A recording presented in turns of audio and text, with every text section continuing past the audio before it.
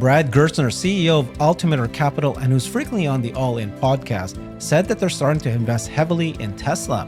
Today, we're going to watch a video of his interview where he mentioned three things that are very powerful. First, he loves situations where everyone else is negative about a company. That's where he gets excited.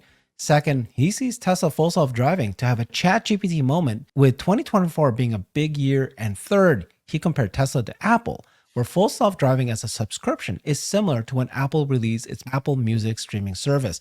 I've got Larry Goldberg joining us. He's a multi-entrepreneur. Thank you so much, Larry. Great to be here.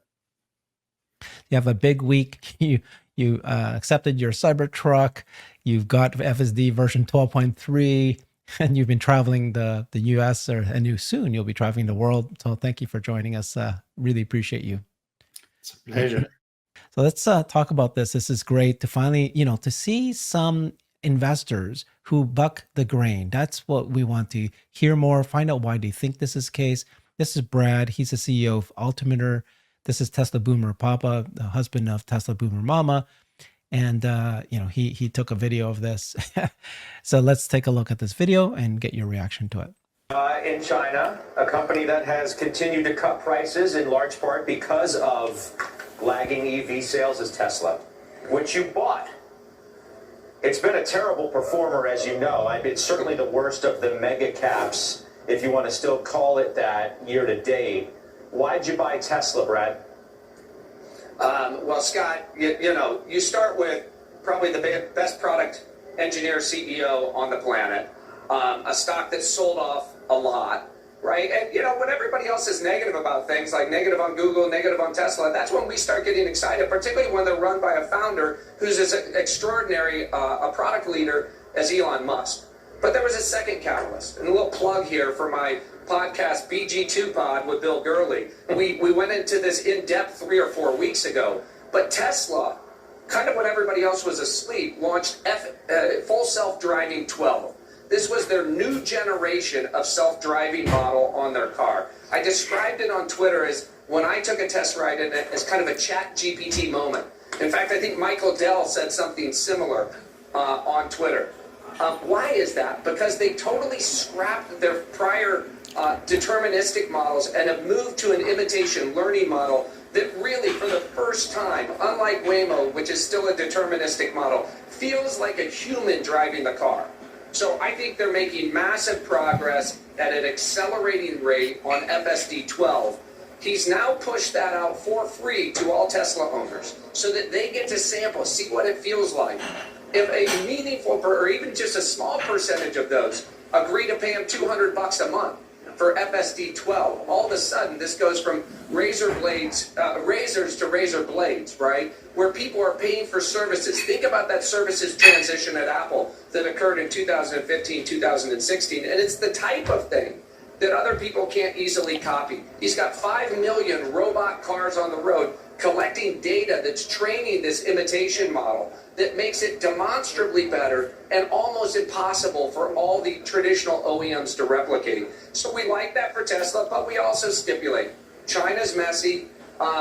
We think a lot of the negativity is priced in. We think they could miss their delivery numbers next week. So you got to, this is not for the faint of heart. You have to size it appropriately. You have to be willing to buy more, if the stock goes down. But betting on Elon Musk, particularly in the age of AI, where he is building market-leading AI and market-leading models around these cars, I think is a bit of a no-brainer. We are going to leave it there. I appreciate you.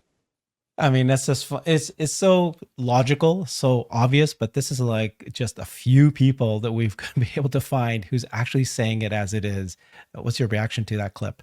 Gerstner is he is one of the OGs of the investment world. He and Gurley are in the BG2 podcast, and people should listen to that because these guys really know what they're doing. They have an incredible track record. Gerstner is the guy who wrote to Mark Zuckerberg and said to Mark Zuckerberg, "You got too many people, man. You just got too many people." And Mark Zuckerberg subsequently let about 12,000 people go. I mean, these guys see very deeply. I listened to him on the original All In podcast. He really struck me as somebody with a deep insight. I heard him at the All In conferences. I went to 2 that he attended. I'm absolutely a fan of this guy, and really follow his lead in many ways.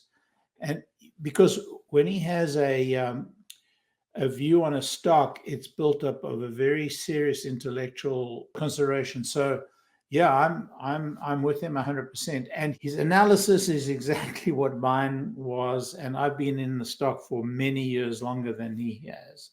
So I'm pretty excited to see, he's becoming a buyer.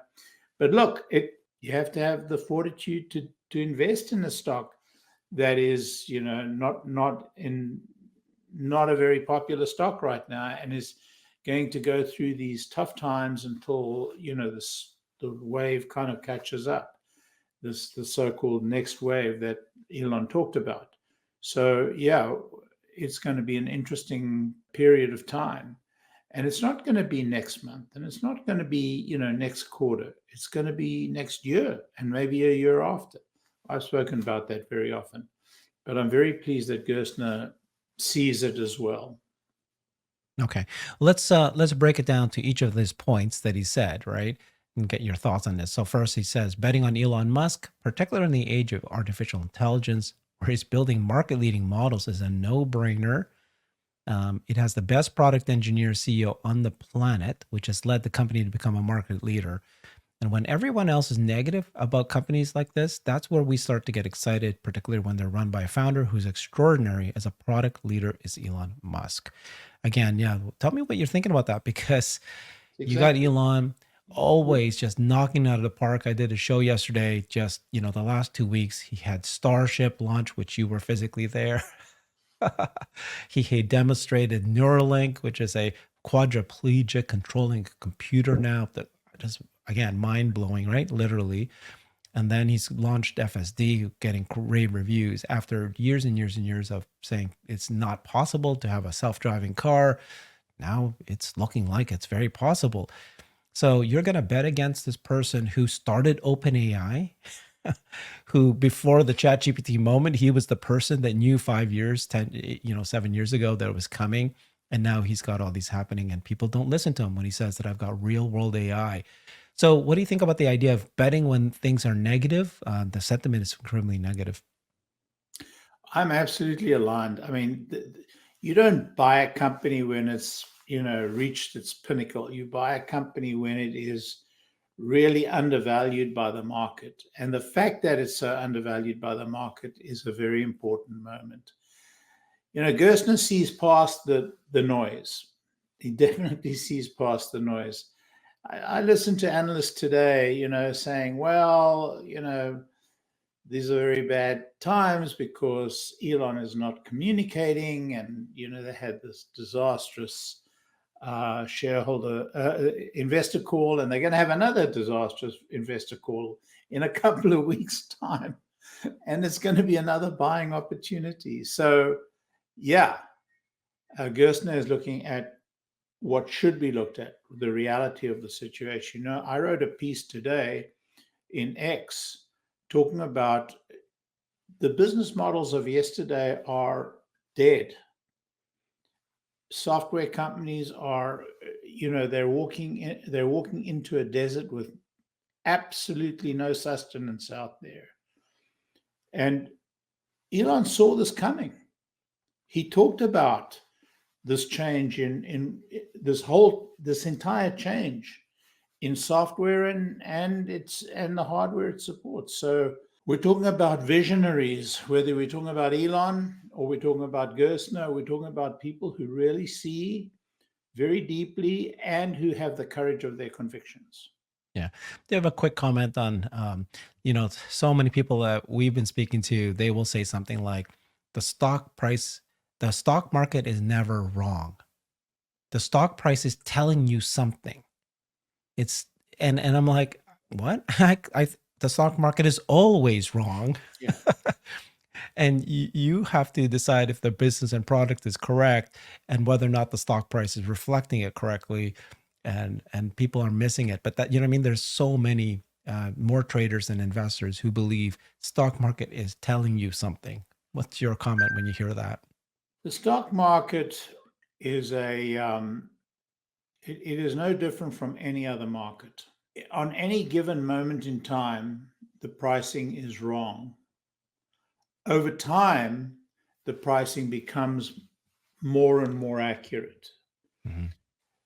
So at any given time, a particular stock or a particular group of stocks can be non-reflective of the actual underlying situation.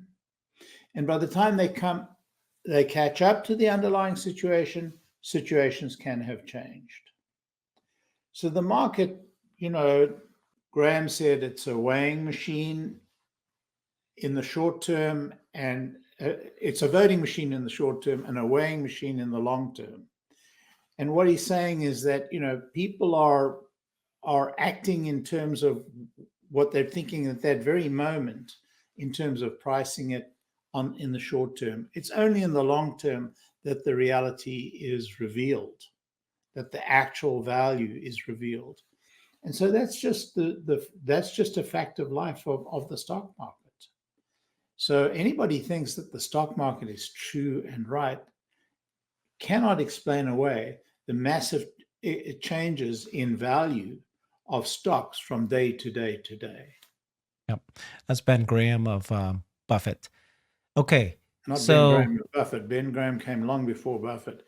Ben Graham was Buffett's prophet, his tutor. Gotcha. All right, let's break it down to the second thing that Brad Gerstner said. He goes, when I took a test drive in it, it was kind of a chat GPT moment, right? They moved away from deterministic heuristic and they went to a neural net imitation learning model. Feels like a human driving. And then the second point is that, it's going to become a services company, a subscription more and more than just hardware over time. Yeah. And that's reminiscent of Apple. What's your thoughts on these two comments? Yeah, so, people are arguing whether this is a chat GPT moment or it isn't a chat GPT moment. I saw an excellent post this morning of somebody saying, chat GPT was given away free and it became a chat GPT moment because so many people got to try it for free. Well, guess what? Elon's giving it away for free in the next month or two. And this will be very important. This will be very important because everybody should try it. It is truly, truly revolutionary. It's truly, quote, mind-blowing, unquote. Everybody likes that expression. I think that's a fair expression. It is mind-blowing. It's very hard to really credit the human-like movement of the car, particularly after you've been, with the earlier versions, this very sort of jerky motion. Or if you drive in a Waymo, you get the same kind of experience of this kind of jerkiness, this kind of hesitation. But this latest version of FSD is quite remarkable. So yeah, give it to them for free. It will be a chat GPT moment. There'll be a lot spoken about it. But look, we've still got a ways to go. We're not there yet. We're probably more than a year away. But we're getting there. And just as ChatGPT was not there when, version 3.x came out. So it's a pretty exciting moment, and Gerstner sees it. Yeah. What do you think about whether or not this is something that others can copy? So we've got continuation of this. Of course, just like you said, if even just a small percentage of people who are testing FSD 12 decide to pay the $200 a month, all of a sudden, Tesla becomes to look like a services play. He compared Tesla's service opportunity to Apple in 2015-16, when the iPhone maker transitioned to being more of a services business. Then he says the opportunity in front of Tesla is one that others can't easily copy. Again, I think we need to debate that and talk about that. He's got 5 million robot cars on the road collecting data that's training this imitation model that makes it demonstrably better and almost impossible for all the traditional OEMs to replicate. So just very recently, just yesterday, actually, I don't know if you saw that Elon was going back and forth on Twitter, on X, and he was reminiscing about the moment in December 2022 when an engineer went up to him and told him about this idea of, maybe we could just, like ChatGPT, feed it videos and let it learn on its own. And then he approved it. And so he was telling you the story of how all that happened. But what they said at the time was that they realized that you can't train a neural net unless you had at least 1 million videos, a million videos of good driving. So that's one step. Can others do this? We just heard just yesterday too that a number of these Chinese FSD, their own version of autopilot driving, self-driving, they're now switching over. First of all, they switched over from LiDAR to video. Now they're switching from heuristic to neural net after they're all following Tesla. Anyways, it's now being shown, but can they do it? Because they would need to have that many cars, that many videos, and then to then continue to improve, you need this much. Do you think that this is really something that is cannot be copied? In my piece this morning, what I wrote is that the software is now incidental. What is important is the data. And people who have built these big software companies on SaaS basis, they're going to be disrupted. They're no longer going to be consequential. What's going to be consequential is those people who have the data, and particularly those people who have proprietary data. Nobody has better proprietary data than Tesla, and nobody's in a position like Tesla, certainly in the United States and Europe. Now, what their position is in China, I think they have curated Chinese data, and it's going to put them in a very strong position, but nobody is in a position like Tesla. And so, yeah, we are going to see Tesla out in the lead by a considerable amount and, build on that lead. Now, will it ultimately become available to everybody? Well, I hope so. And I am certain with 12.3 out, I am certain we will soon see a licensing deal. And I still hold out that it's going to be Ford. There's no way Ford is not going to do it. And by the way, it's going to come bundled with the chip, with the FSD chip, because the cost in terms of performance and the cost in terms of just dollars and the cost in terms of software of buying an NVIDIA chip makes no sense at all. The Tesla FSD chip and the Tesla software is going to be very, very advantageous. So bottom line is, I think Tesla have got a 3 to 5 year lead. I think they can hold that lead and extend it. And I think they're going to become a licensing superpower in this technology. Okay, a couple of questions to ask you then. I don't know if you saw the Steve Mark Ryan video where he was saying, follow the breadcrumbs. And he was, saying that when Ford announced their Skunk Works team that's going to build a compact car that's $25,000 and it's going to be robotaxi, he goes, why do you think they're doing that? It's going to be a partnership with Tesla. It's a leap, but it's interesting. Look, Ford said it, when they were asked whether they're going to move the charging port on the car, Rivian just sloughed it off. Oh, no, well, we got to have it that way because of technical reasons. Ford said, look, we're all in. We're licensing it. We're going to do the right thing. What's he saying? We're going to move the charging ports on the car. Well, obviously they are. They're all in. And there's no doubt at all in my mind that we're going to see Ford being the first mover. And many others will follow. But Ford is going to be the first mover. And you know why? Ford is family controlled. Yeah. They will survive. Unlike GM and all the others, Ford will survive, and they will do what it takes to survive. And this is what they need to survive. Very interesting. Okay, so let's get back to why did Tesla or Elon give away 1 month free of FSD now? When we did a space, I thought you said it was a debate amongst the group. Some people said it was because it's going to generate margin. That's going to be useful for the end of this year. They did it sooner than sooner than later so that they can get it there. But of course, it's ready. But two, some people said, no, they need it for the data. They need more people doing disengagements, trying out FSD beta, because now now that they're no longer compute constrained, they can accept more videos and find more of these edge cases. At that spaces, you said it was for revenue margin. Today, you're saying it's for data. So can you clarify what you said? Well, it's for both, really. I mean, what they want to do is drive adoption. Adoption brings them revenue, brings them the best form of revenue in the world, which is free money for which they have no cost at all. But on the other hand, it adds to the data stream that they're getting in. So, I mean, I don't think that it's a conflict. Oh yeah, it's probably true. Yeah, very true. So, what's your expectations for uptake of FSD? They give it away 1 month free for all new anybody who buys the car. Actually, not just who buys the car, right? It's actually also anybody who has a car today. What is the percentage you think that, if you assume that it's somewhere between 15 to 20% today, 400,000 users across the world? This is offered in the US and now actually Canada soon. In the US, 500,000 new cars were sold in new Teslas were sold in the US. What do you expect to see in take rate? I'm not as ambitious or as positive as some people. I think the pricing is very high for a product that you still have the nag and you still have the the policing from the camera, from the cabin camera. It's bloody annoying, I want to tell you.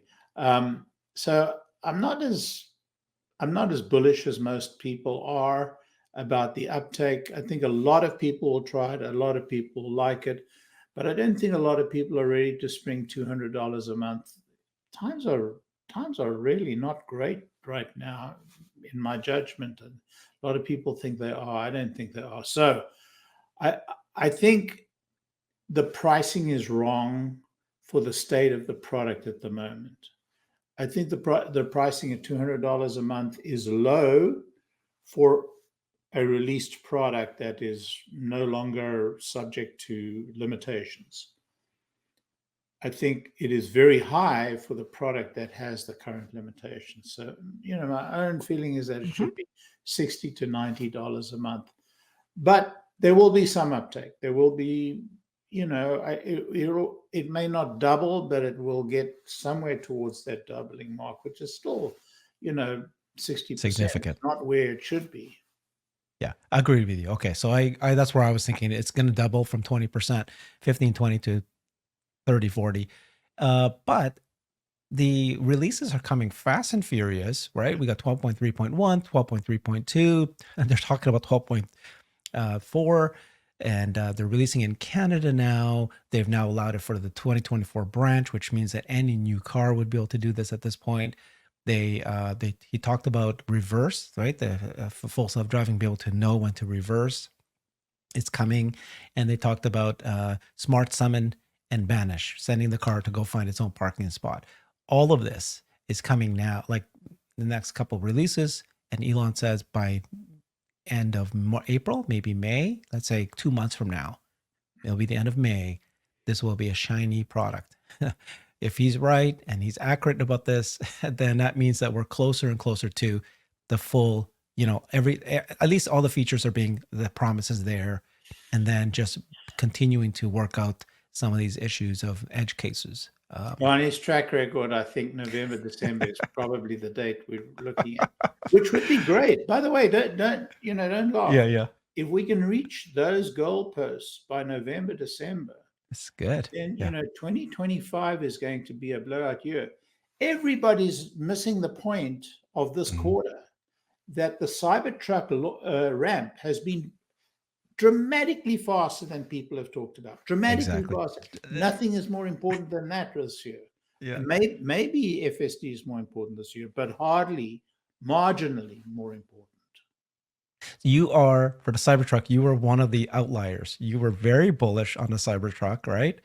And so far, it looks like that it's, like you said, going faster than everybody thinks. Right now, it's 1,000 per week. So I'm bullish on the Cybertruck ramp because of what I saw in the presentations and in the tours, I think people don't understand just how revolutionary the manufacture of the Cybertruck is. Mm. I really hope they're going to use the same construction for the next gen vehicle, because the more I drive this car, the more I realize what a revolution it really is. And I think the cost on the Cybertruck is dramatically lower It's than less. people imagine it to be. Yeah. So, the teardown titan knows what he's talking about. And I listen to him, and I've kind of learned to interpret his words. He's such a great guy. And I've learned, Sandy's style. And so I was convinced we were going to have a really good ramp. I think we're going to hit close to 100,000 vehicles this year. That's It's still not too gonna much, be nothing. but you've been very bullish about it. But like I'm saying, you're actually been more accurate than the rest who was so behind, because we're now at 1,000 per week. And so if we're already in March at 1,000 per week, that's 52 run rate of 52,000 per year. And then typically what we'll see is even more of a We'll be at a run exponential rate of curve. 200,000, a run rate of 200,000 in the last quarter. We will hit the 100,000. That's the possibility. Now, That's a anything possibility. can go wrong. Anything can Yeah, go wrong, but that's course. where I think we're heading. I love it. That's the one thing that you're very bullish about. That's very short term that you've been bullish about. Everything else you've always said to me, push it back, push it back. This one we'll see. You've been good. Thank you so much, Larry. That was fun. The FSD is coming out quick, and then we've got people like Brad Gerstner. It's great. It's great to see somebody stepping up, just bucking the grain and not following every other, like I can probably name 9 out of 10 investor analysts have just been following and saying, we're going to cut because, the production delivery is going to be less this month, and they're just not getting it. This is the time to buy. Okay. Thank you Not very much. investment advice, but No. I Thank agree you so much, Larry. Follow Thanks, Larry Larry. on X at Tesla Larry. Thanks, everybody. Bye-bye. I've created a website that is the most comprehensive resource for the Tesla investor. Please check it out. Simply go to my website at herbertong.com.